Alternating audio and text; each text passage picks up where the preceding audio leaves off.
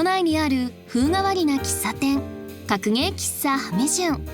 ここは格闘ゲームを愛する人たちのたまり場。いやー、格闘ゲームをやってると自分の師匠というか憧れの存在みたいな人いると思うんだけど、いつかさんどう？何か困った時に聞くってなったら板橋ザンギエフさんです。だよね。もちろん。なるほど。マスターは？鉄拳を教えてくれた雷神青木っていう人がいるんですけど、やっぱその師匠的存在はその人かなと思ってます。マスターの師匠って相当すごいな。すごい。淳君、僕はね、やっぱりこの番組にも出てくれた伝説のあの人ってことになっちゃうのかな。人か。みんなが憧れてるもんね。いらっしゃいませ。お、いらっしゃい。うわー、説明不要。本日もよろしくお願いします。1人目のお客様はプロ格闘ゲーマーの第一人者、梅原選手。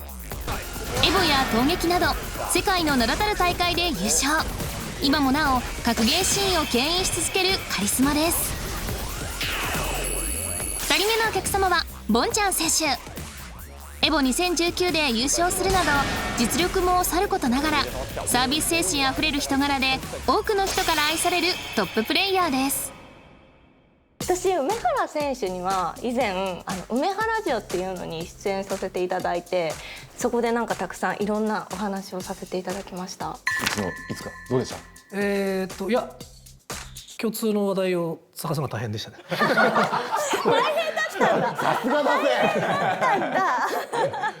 いろんなことが聞けてすごい楽しかったですし、なんか昔のゲーセンの話とかもすごいなんかそんな感じだったんだってイメージがすごく湧いて楽しかったですね。なるほど。お二人のじゃあそもそもの出会いからちょっとお伺いしていきたいんですけれども、覚えてらっしゃいますか？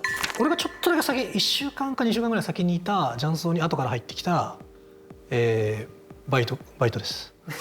バイトの先輩後輩。そうですでもその先輩も1週間ぐらい先。そんぐらいで経ったと思いますね。はい、だから本当第一印象とかで言えばなんかもう麻雀が本当ただ好きな人。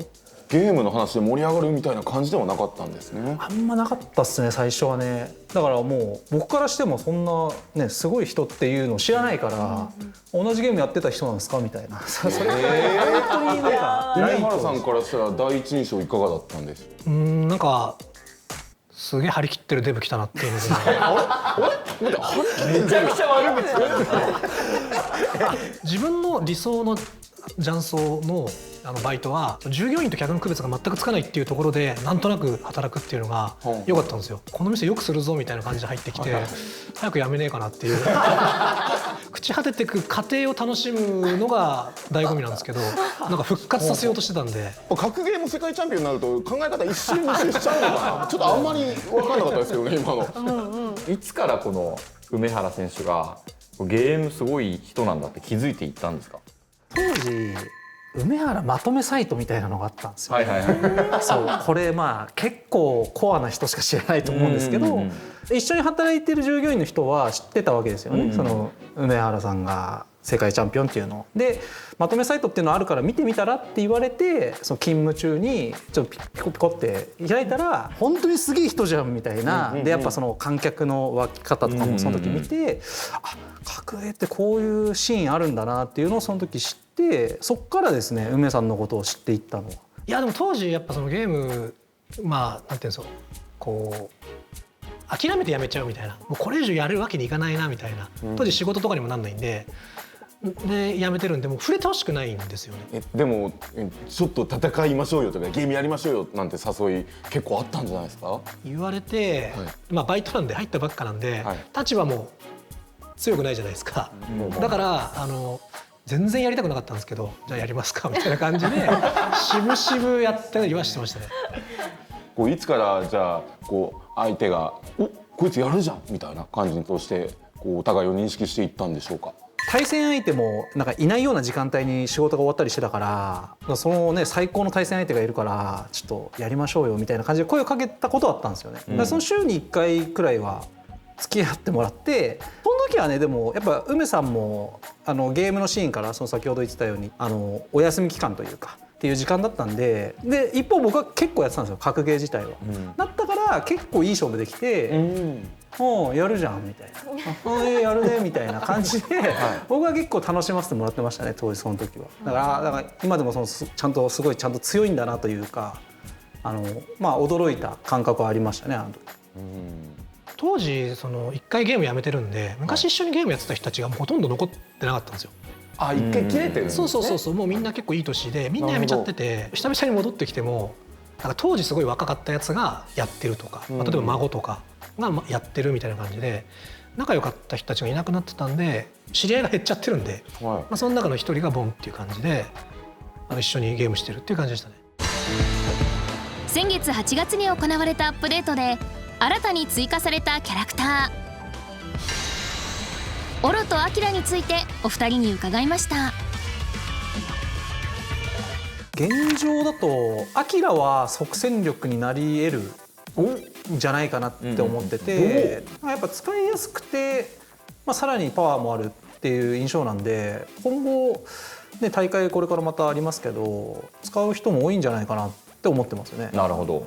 オロはね、トリガーが強力だと思うんですけど、その V トリガーをなんかすごく効果的に使うのにはちょっと時間必要じゃないかなと思ってるんで、現状はやっぱアキラ対策の方がしっかりやろうかなっていう感覚ではありますね。なるほど。対戦はその新キャラがその入ったばっかの時は結構対戦しましたけど、なんかどっちも多分ガイルでやってる分にはあんまり困んないキャラなのかなと思ってて、そんなに注目してないですね、現時点では。はい、そして、いよいよ、今週末ですね、カプコンプロツアー2021日本大会2が開催となります。4月に行われた開幕戦の日本大会1では孫選手が優勝しております、はい。日本勢にですね与えられた枠は9月のものを含めた3回になるわけですけれども、どうでしょう、何かその対策というか意気込みのあたりを聞いていきたいんですけども。でも最近結構2先の、ラウンジとかやってても3じゃなくて2先でやるようにしたりとか、あとはランクもちょっと普段よりやるようにして2先になんか慣れてきた気持ちというか、体が慣れてきたかなっていうのがあるんで、次回は結構いい感じになるんじゃないかなというふうには思ってはいるんですけどね。なるほど、はい、注目している選手ですとかキャラクター、注意しているでもいいですけれどもありますか？でその数が多いキャラはマークしなきゃまずいですよね。キャミーだったりだとか、ラシードも強い人が多いのかな。レアキャラは当たったらもう出たとこ勝負っていうか、そこはもう当たるかどうか分かんない組み合わせにやっぱり時間割けないんで、出たとこ勝負かなと思ってますね。なるほど。今年は結構その CPT みたいなオンラインでの大会っていうのを結構数やってて、確かにそういう大会でトップ8常連になってる選手がやっぱ結構目立ってて、今年は川野とか、あとプゲラ選手のバイソンとか、あそこら辺はなんか安定してかなりトップ8まで上がってくるイメージあるんで、当たったらまず自分が倒さないとそのまんま勝ち上がっていっちゃうんだろうなっていう風な想像ができるんで、当たった時には絶対倒そうとは強く思ってますね。なるほど。そして、こちらもまた公式大会10月に開幕するストリートファイターリーグプロ JP2021、はい、梅原選手はミルダウンビースト、そしてボンちゃん選手は V6 プラスファブロート Z で出場されますけれども、展望など伺わせてください。まずミルダウンビーストはドラフトがありましたよね。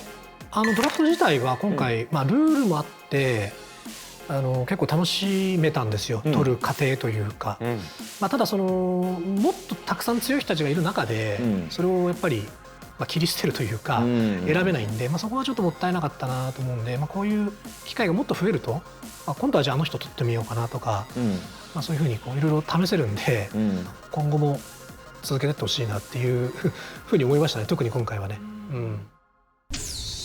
梅原選手所属のミルダムビーストは第4回トライアウト大会で優勝した世界屈指のダルシム使いとして有名な YHC 持ち選手と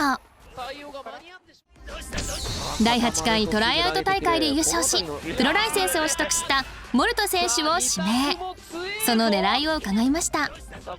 もちろん実力があるっていう、誰が見てもそれは、実力者だし、あとやっぱりあんなに逆指名っていうか、入りて一緒にやりてみたいなのが言ってる人って多分そもそもなんて言うんでしょうね、ドラフト候補の中でいなかったと思うんですよね。みんななんか受け身というか、だから、それもあってもこれ取らないのはちょっと無理だよねっていうでもそこなんですね。決定打になったのはそこでしたね。そうなんだ。そうなるとチームで考えた時にモルトさんの存在っていうのはそうなんですよ。だからやっぱりモチさんがとにかく強いんで、ダルシムなのに結構これその組み合わせきつくないですかみたいなキャラにも勝つんですよね。だから戦略で言うとじゃあダンの使いどころどこなんだっていうのは、ちょっと難しいところもあるんですけど、結構いいプレイヤーだなって感じたんで、人柄的に真面目というか、こうちょっと車に構えるところもなく、ゲーム好きそうだなと思ったんで、もしこれで実力つけて今後ストリートファイターの世界にいてこう活躍したりこう存在感出してくれるようになったら、業界にとってプラスだなっていうのもあって、じゃあ今回ちょっと、勝負というか家計の部分もあったんですけど取りましたね。そしてボンちゃん選手、V6 プラスファブロート G、下馬評ではいろんなところからずるいという声が上がっているチームなんですけども、本人的にはどう思います？いや強すぎでしょやっぱりいやだから別に自分が出なくても勝っちゃうんじゃないのって思っちゃうぐらい、チームメイトがやっぱちゃんと強いんで、うち一応その流星が若手の一応枠なんですよね。流星をそのベテラン勢がどう教育していくかみたいな、仕上げていくかみたいなのはうちのチームの方針としてはあるんですけど、流星としてはもう最高の環境だし、同じキャラ使ってる時戸もいるし、同じファブの先輩の佐古さんもいたりとかで、俺もよく流星とはやってるんで、流星を育てつつもう優勝はしますみたいな感じで僕は参加するつもりですね。ストリートファイターリーグ目標っていうのはありますかね？実は同じビルダウンビーストだったり再現ビーストだったりっていうフードと組んだことがなかったんで、チームっていうのは初めてチーム戦組むんじじゃないかな。知り合ってからだから初めて戦略会議みたいなのをしてて、お互いアイディア出し合って、こうしたらいいああしたらいいみたいな感じでやってるんで、モチベーションは過去最高と言ってもいいんじゃないかなっていう、なんでできることならせっかくだし優勝したいなって思ってますね。ボンちゃん選手は、いや優勝しかないっすよね。さっきもちょっと言いましたけどでうちはもう4人決まってる状態でスタートしてるんで、結構他のところよりも事前の準備がしやすかったんですよね。4人の長所短所とかをもうかなり早い段階から話し合えてたので、そういった意味でもやっぱ有利だなって思いますし、大丈夫でしょう。勝てます。楽しみです。いやそんなお二人の話を聞いてたら2人の対決がぜん見たくなってまいりました。対戦していただいてもよろしいでしょうか？お願いします。2本選手制で対戦していただきます。梅原選手 vs ボンちゃん選手、それぞれ意気込みを伺っていきたいと思います。まずは梅原選手、この先いろいろと公式の大会とかあるんで、それの前哨戦みたいな感じで、勝ちたいなと思います。チームメイトも見てると思うんで、見られても恥ずかしくないような試合をしたいと思います。キャラクターはガイル対ナッシュになりましたね。ボンちゃん選手といえばいろんなキャラクターを使えるカリン、サガット、そしてこのナッシュが入ってきました。そのナッシュを使って、そしてガイルとナッシュといえば、ストーリー的にも非常に関係性のあるキャラクター同士、双方ソニックブーム飛び道具これを持っております。おっとダッシュしゃがみ込ましっかりとカウンターから捉えて、まずは大きなリターンを取ったのはボンちゃん。そしてこの膝ニーバーズーカニーバレットをうまく使っていきます。前に出るところを捉えてソニックムーブ V トリガーまで使って、さあスタン紛れで止めるしゃがみキックから発動を返していくのは梅原。しかし割り込む、ここはつながりませんでした。そこをしっかりとコンボで反撃。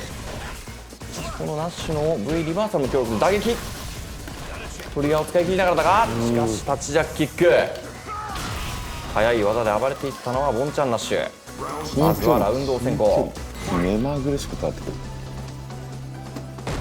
これガイルといえばね、この飛び道具が強いんですけど、このボンちゃんのナッシュが使う、V スキルの1ですね、バレットクリア、飛び道具を吸収する、そして V ゲージに変換できる技があるために、なかなか遠距離で飛び道具というふうにはいきませんね。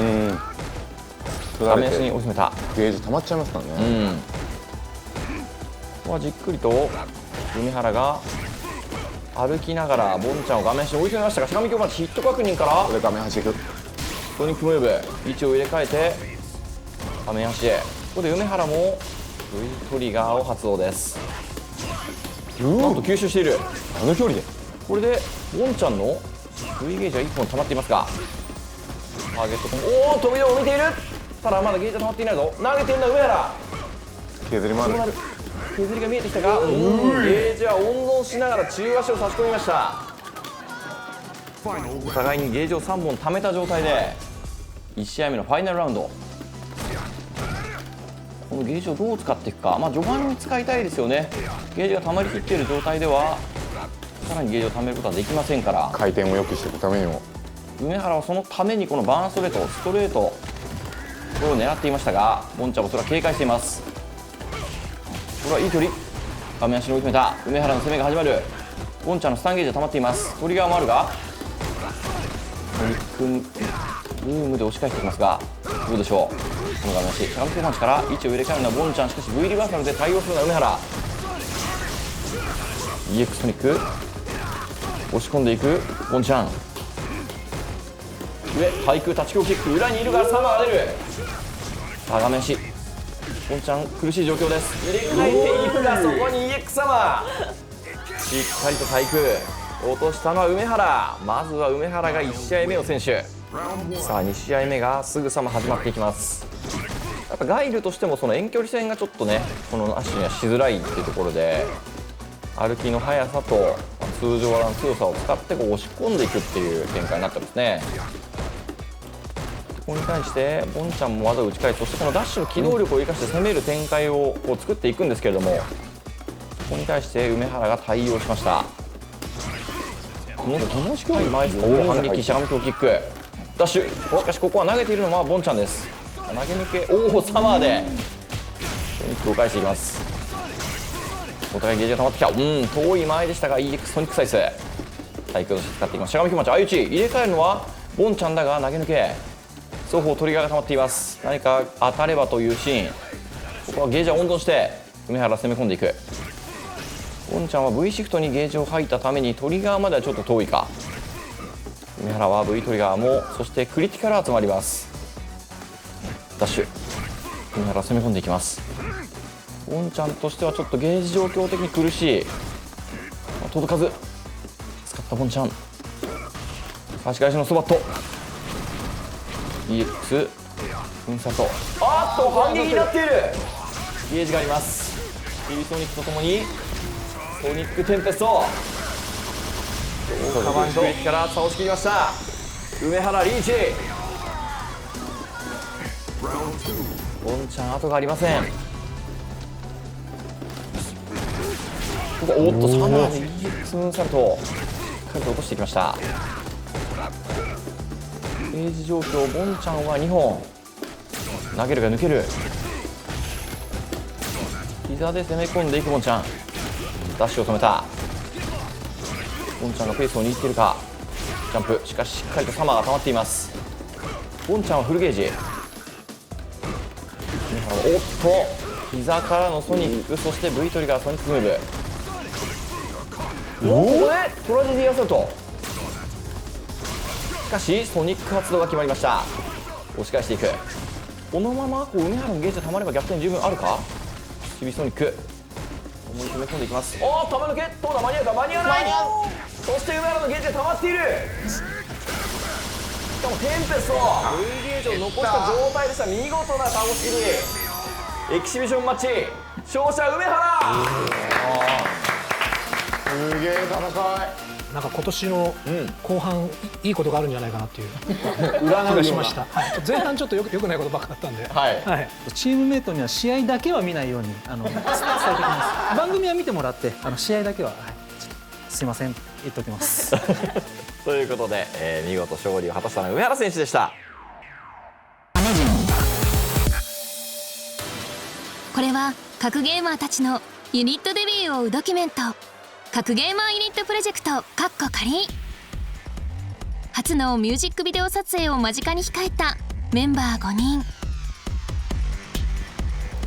この日は撮影で使用する衣装を実際に着てみるフィッティング。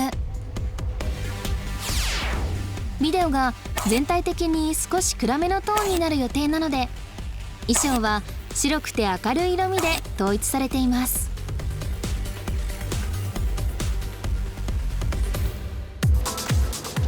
岸川めっちゃ好き。あ、いいな。布団みたい。気持ちいい。あ、いい感じ。普段の雰囲気とは全然違う印象に。照明を意識して光を反射するような素材もアクセントとして追加。全員で並んだ時のバランスも見ながら細かくアイテムの組み合わせをチェックしていきます。ここの花毛具合じゃないですか。ここ？この花毛具合。ああ、ここは俺も好きやなと思った。この色の服結構持ってて色好きっす。はい。チャラチャラしてるのがついてておしゃれだと思います。あとはこの衣装でうまく踊れるかどうか。今は別にあれなんか普通にしてる分には大丈夫なんですけど、多分踊ってると絶対痛くなりそうな。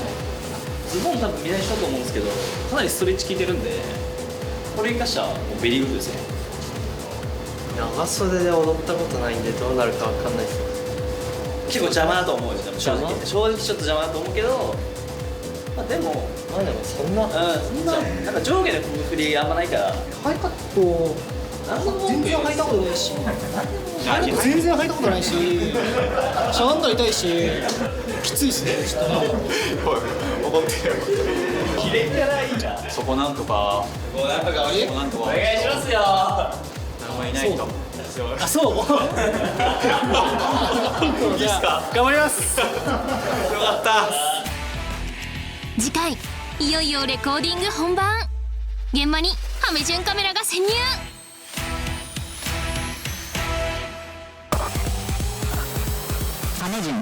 各駅室ハメジュン、本日も閉店のお時間となりました、は出会いがまさかのゲームじゃなくて雀荘っていうのが私個人的にすごいびっくりして驚きでした。ありがとうございました。単純に楽しかったですね。貴重なお話も聞けましたし、ただ一つ心残りがあるとするならば、雀荘のトークの時になぜ俺はこれをアピールしなかったのかっていうこんなにちょうどいいものを着ていながらなぜそれで絡みに行かなかったというのが心残りなんで、またお二人には一緒に来ていただきたいですね。そして、ゲストのお二人にも聞いていきたいと思います。まずは梅原選手いかがだったでしょうか。いやすごい楽しかったです。いろいろと思い浮かんだんでしょうけど出てきた言葉はそれだったっていう、久しぶりに頼りましたね。この最終奥義楽しかったですと頑張ります、なんかね久々になんかワイワイ お話できて楽しかったですね。ちょっとね対戦の方ではチームメイトも見てるであろう対戦で負けてしまったので、本番ではねリベンジできるように頑張りたいと思います。ありがとうございました。ということで、今夜の各駅室ハメジュン、お客様は梅原選手、そしてボンちゃん選手でした。またのご来店をお待ちしております。ありがとうございました。次回は格ゲーレッスンスペシャル。梅原先生とボンちゃん先生による国家レッスン。いつかは成長を見せられるかお楽しみに。